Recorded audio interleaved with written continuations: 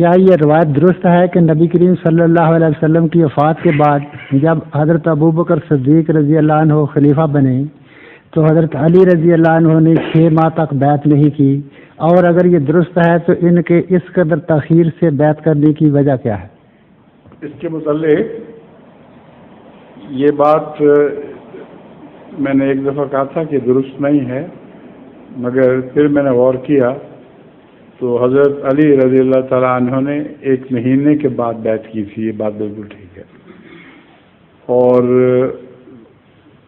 یہ روایت جو ساتھ لگی ہوئی ہے یہ جھوٹی ہے کہ حضرت علی کو حضرت ابو بکر نے یہ پیغام بھیجا تھا کہ تم بیعت نہیں کرو گے تو تمہارا گھر میں جلا دوں گا۔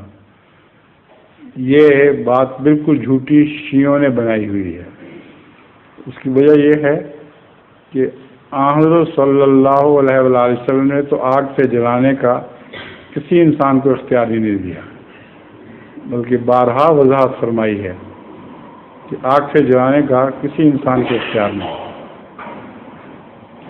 حضرت ابوبکر صدیق رضی اللہ تعالیٰ عنہ جو حضرت صلی اللہ علیہ وسلم کے سچے شدائی تھے، وہ کیسے حضرت علی کو یہ پیغام بھیج سکتے تھے؟ یہ شیعوں نے اس لیے روایت بنائی ہے کہ ثابت کریں کہ حضرت علی مجبور کر دیے گئے تھے، مگر اسی میں ان کی شکست ہے۔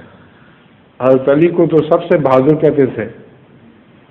حضرت علی تو کہا کرتے تھے کہ جہاں ہر جگہ جہاں خطرے میں حضرت صلی اللہ علیہ وسلم گھرے ہوئے ہوتے تھے، حضرت علی آگے بڑھ کر خطرے کا مقابلہ کیا کرتے تھے۔